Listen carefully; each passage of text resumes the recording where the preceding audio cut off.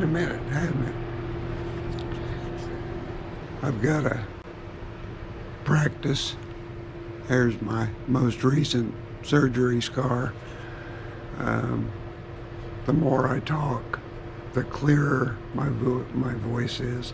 I have to retrain my brain how to talk again. It's been a year, a whole year. But here we are. We are in 2024, March of 2024. And a lot has happened over the course of the past year. Most notable is, you guys know, I was diagnosed with cancer, lung cancer. It's actually, the technical name, if you want to look it up, is metastatic adenocarcinoma, and it's stage 4. What made it stage 4 was it being metastatic, which just means it metastasized. It was in my lymph nodes and in my voice box, and in my lungs. So I've got a couple of pieces of good news.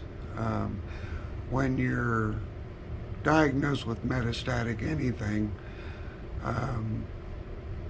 you will never get to ring the bell that you're in remission.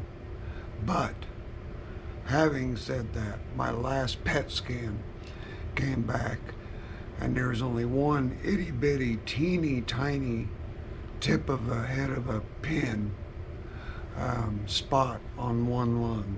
Everything else is no longer detectable through the PET scan. So obviously that's really good news. It was such good news that, bless his heart, my oncologist actually started crying, because he says, I don't get to give good news a whole lot. He said, your 5-year prognosis of people with the same cancer is about 10% survival rate. And he said, but you're in the 5% of people who react beautifully to treatments and actually have a good chance of living another 20 years. He said he can very rarely give good news like that.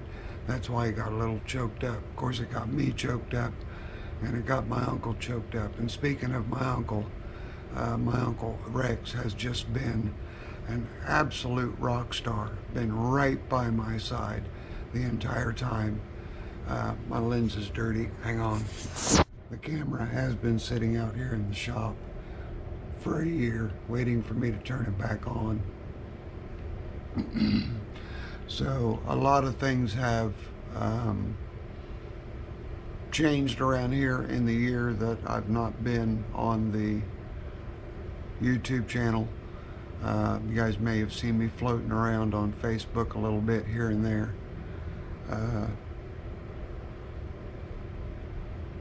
One, you guys probably won't believe it, but you need to believe it, and there's a story behind it. I sold Clifford. I'd had that truck for 9 years. I averaged driving 700 miles a year on that truck.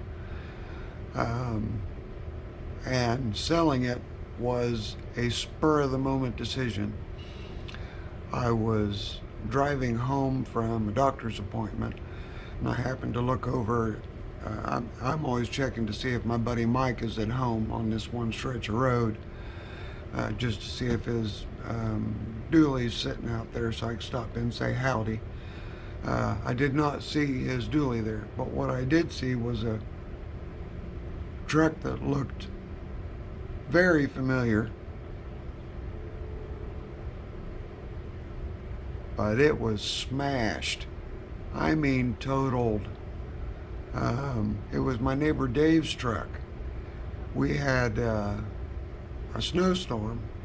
I'd say we probably had 3 inches total, but the ground was warm, so everything flash froze, roads flash froze, and he was getting a little squirrely and just playing around a little bit. Ended up losing control and went off the road and T-boned a telephone pole. The telephone pole was fine. He was fine. The airbags deployed. He was only going about 15 miles an hour. So thank God for that. Thank God he was okay. But at that instant, I decided he's been after this truck as long as I've known him. He's been after this truck. Clifford I'm talking about. So I sent him a text and I asked him, I said, am I looking at your truck? Did you total your truck? He's like, yeah, I just told you the story. He was getting playing around a little bit.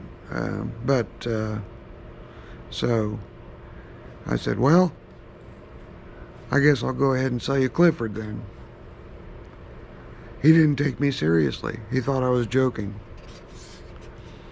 So I waited about a half an hour for him to reply. He finally replied, ha ha, don't tease me like that, or something to that effect. I'm like, dude, I'm serious. I will sell you Clifford. Which made him totaling his other truck a distant memory. Instant, distant memory. I did not get anywhere near what Clifford was worth out of it, and that's because that's not what it was all about. It was all about helping Dave to feel a little bit better about totaling his truck. So now between him and I, we have 4 GMT 400s. That's the 88 to 98s. And you guys might wonder, well, how's it that you have a total of 4 when you sold one? Well, he's got 2. He has a 1990, I believe it is, 2500 with a 350 and a TH400 and a I forget the name of the rear end that's in his. Not Continental, corporate. It's got a corporate rear end in it.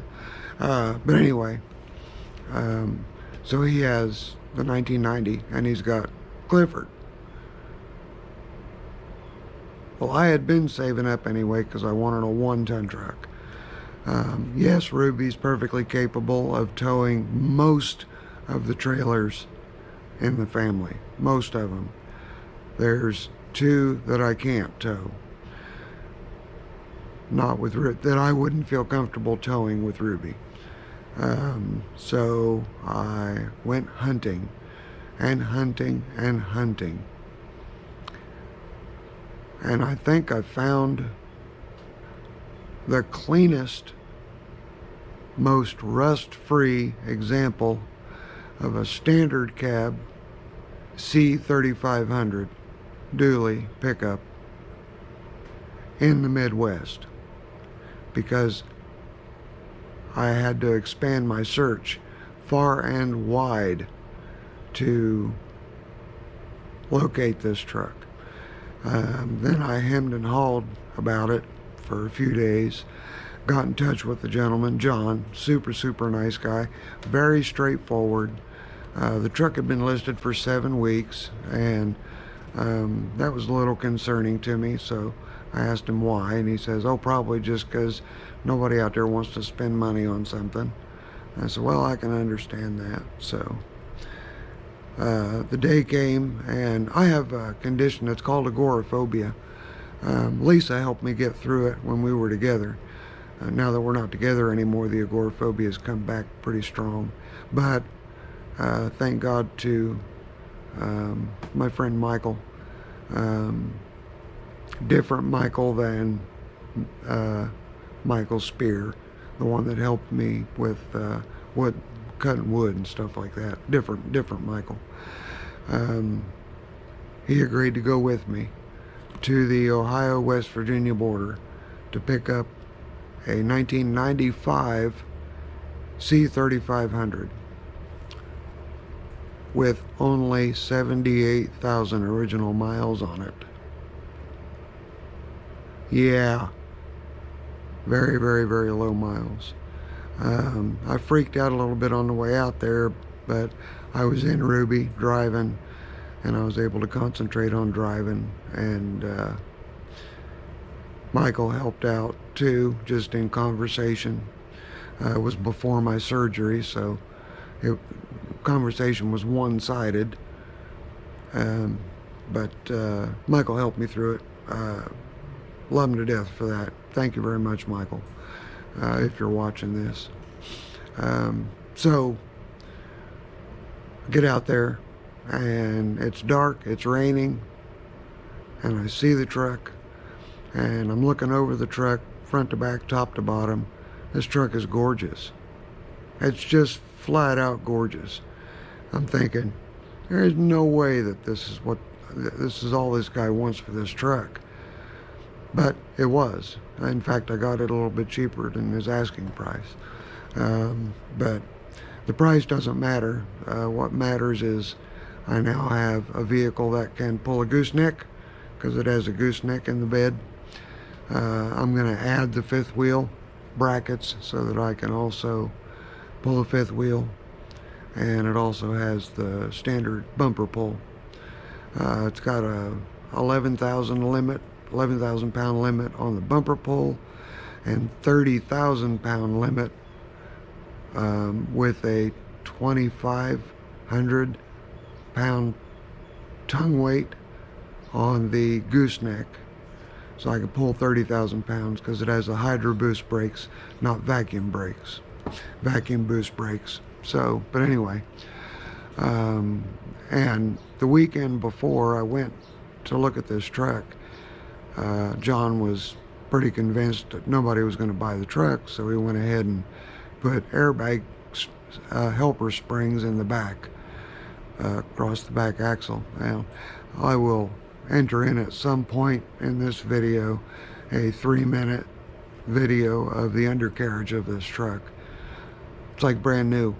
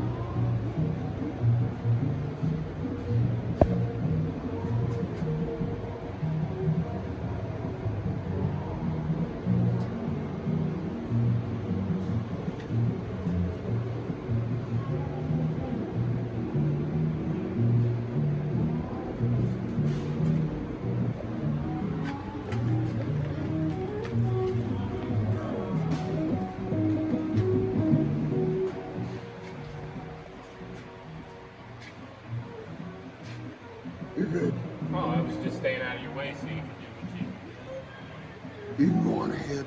I'm good. We got her. All right. Not a speck of rust anywhere. Never had it. Was never driven in the winter time. The only thing the truck was ever used for was owned by a rather wealthy gentleman who only pulled a horse trailer with it. He dealt in thoroughbred horses and buying and selling and transporting. So that was the only time the truck got used. The truck is powered by the 454 7.4 liter.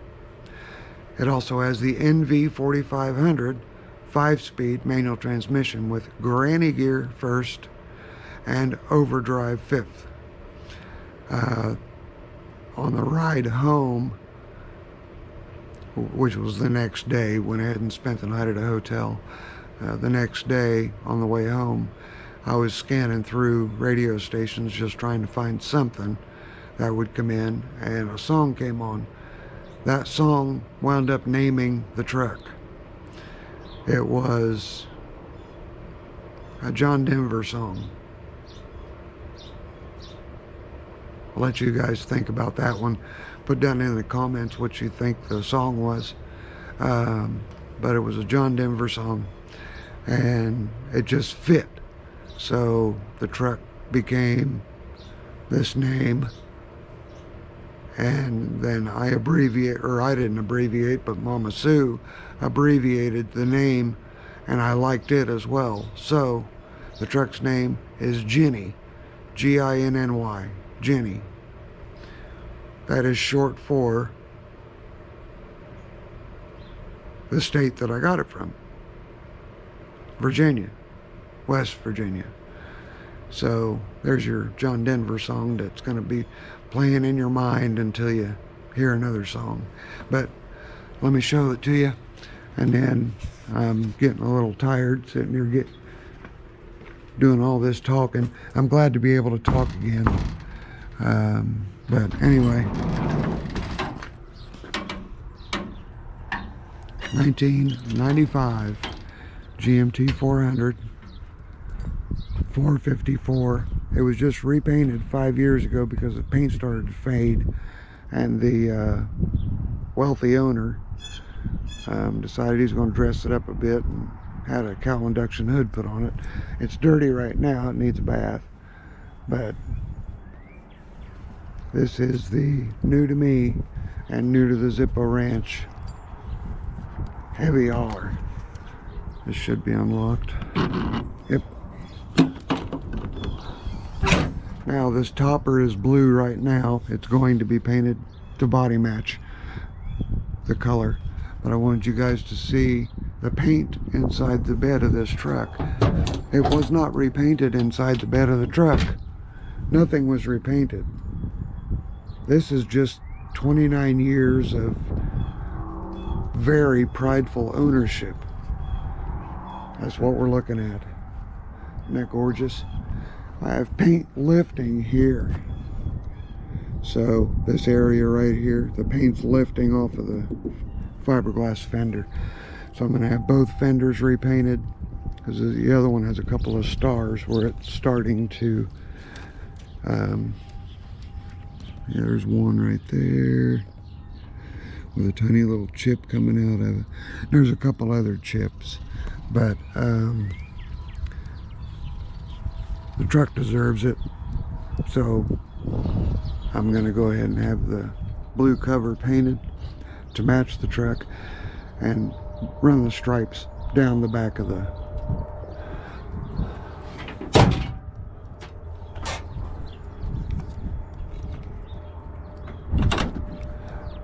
stripes down the back of it, just like is on the hood.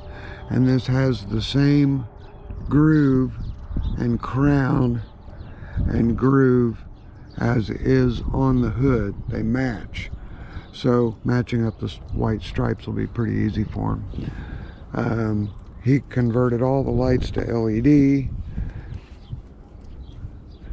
and so I don't know if we can see, well, we can't see the airbags, but the tires, they only had 2,000 miles on it. Now they only have 2,500 miles on it.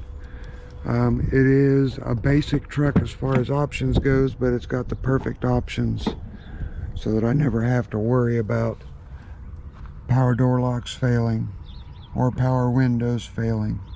And I'm ecstatic that the truck is equipped the way that it is, just because it's that much less to ever go wrong with it. But here's the inside. It is just as clean as the day it came out of the factory. Of course, I gotta have my carpet over top of the dash, protect the dash. A spot will be getting cleared out for this truck in the garage.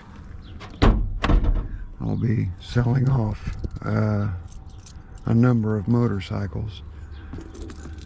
Let's see here, make sure we're in neutral. It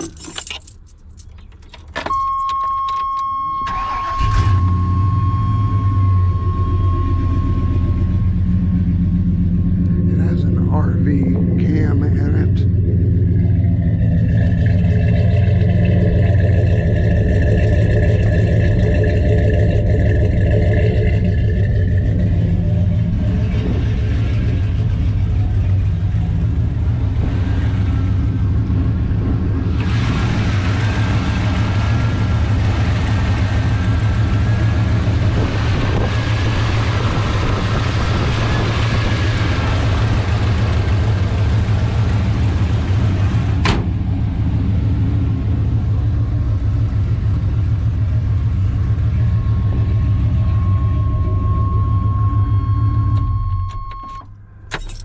But that's the newest edition. And the paint flaws that I showed you on the fenders, those are the only paint flaws on the truck, with the exception of where the stripes were painted. It's got just barely a little mess up right here and a little bit of mess up right here. But this entire, the whole, this is all painted. None of it is decal. And also, you can't feel the transition between the two paint colors at all. So there's a number of coats of clear on top of it. I am going to take it in and have paint correction done on it. That's just a fancy word for having it fully detailed. I did just get it back from the shop. I picked it up yesterday, as a matter of fact, but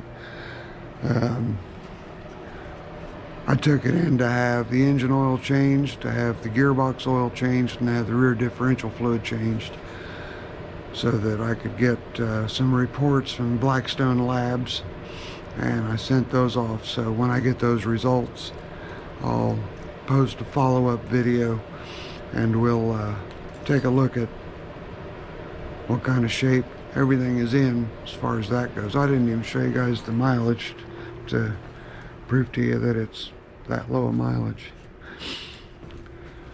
Give me a second here. Oh, kids are out in the tree.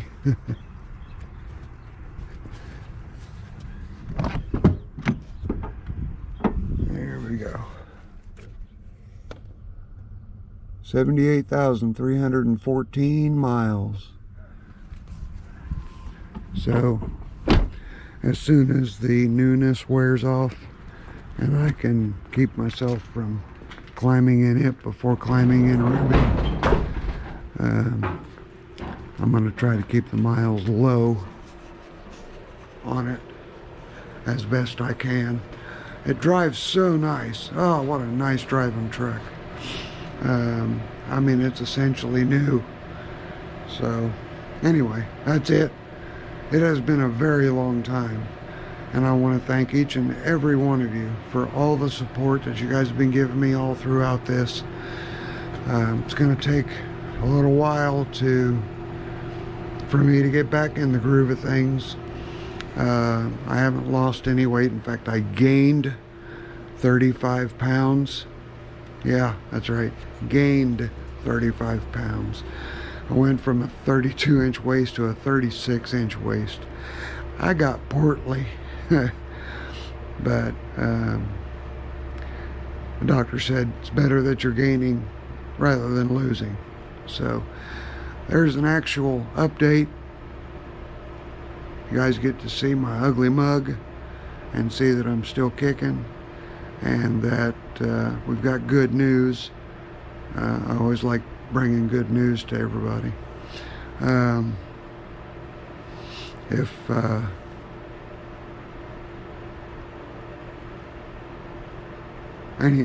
don't know if anything else comes up, as far as when I'm gonna come out here and start working, which I'm not sure when that's gonna be. I'd like for the weather to break first, because wood's not expensive, but it takes quite a bit to heat this shop up, and I'm not going to buy any kerosene to put in the salamanders. So anyway, this is your friendly neighborhood Zippo. I am still kicking. I will continue to make videos, so you guys hang in there. We'll get a actual proper video working on stuff coming just as soon as the weather breaks. Again, thank you all for all your support, and I promise you, I'll see you when I see you. Later. I'm out of here.